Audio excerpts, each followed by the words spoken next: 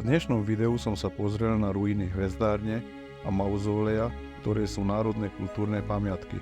Video som točil v lete 2023 pri jednej z mnohých ciest, keď sme sa už vracali domov od našich južných susedov. Keď ste milovníkov podobných stavieb, sledujte video do konca. Prostredníctvom tituliek som označil presnú polohu, aby ste sa takisto mohli sem prísť pozrieť. Keď vidíš prvýkrát moje video, budem rád za každý odber.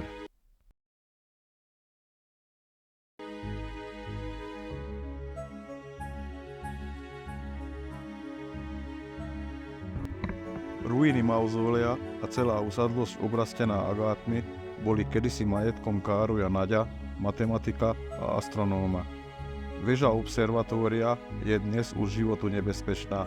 Patrila kedysi k najmodernejšie vybaveným vedeckým miestám v Maďarsku, a to aj napriek tomu, že nikdy nebola dokončená tak, ako si to astronóm vysníval.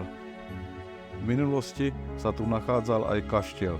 Presný dátum nie je známy, ale dá sa predpokladať, že kaštiel už v čase, keď sa dostal do vlastníctva astronóma, už bola postavená hvezdáreň. Predtým, ako ho vlastnil Károľ Naď, fungoval ako polovnícky zámoček Kázmiera Baťániho a po prehratej vojne za nezávislosť niekoľkokrát zmenil majiteľa. Po kaštieli dnes už nie je ani stopy.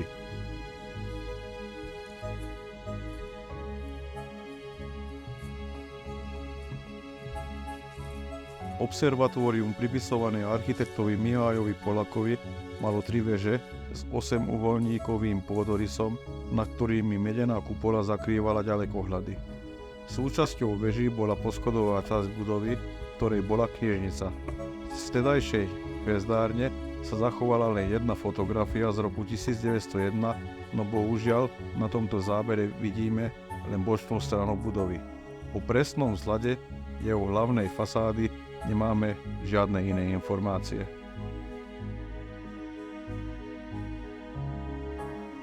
Hoci väža už neslúžila vedeckým účelom, majitelia parcely udržiavali kaštiel a jej okolie vo výbornom stave aj začiatkom 40. rokov 20. storočia. Zhoršenie stavu prišlo počas druhej svetovej vojny.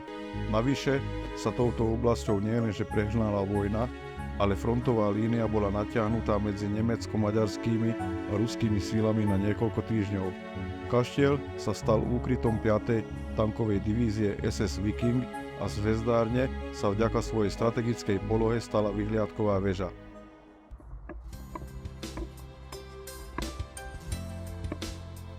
Mauzóleum je stavba obdĺžníkového pôdorysu pri hlavnej fasáde, ktorej je predstien s dvorskými slúpmi uzavretá tympamónom. O mauzóleu na základe jeho slohových znakov možno takmer s úplnou istotou povedať, že ho navrhol Mihály Polák. Budova odráža všetky slohové znaky zrelého Polákovho klasicizmu. Na budove možno rozpoznať znaky Národného múzea. Mauzóleum, ktorá je dnes už len ruina, bola v rokoch 1985 až 1986 zrekonštruovaná, vďaka čomu sú dodnes viditeľné niektoré precízne vypracované architektonické detaily. Mauzóleum na teraz nie je na pokraji úplného zničenia, momentálne je to pamiatka v najlepšom stave na pozemku. Betón použitý pri rekonštrukcii síce esteticky nepôsobil príliš pekne, chránil ho však pred najtuchšími mrazmi, no neustálým odnášaním stavebného materiálu chátrala aj táto stavba.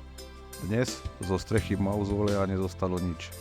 Vegetácia nedávno úplne ovládla budovu, takže jej prežitie je veľmi pochybné.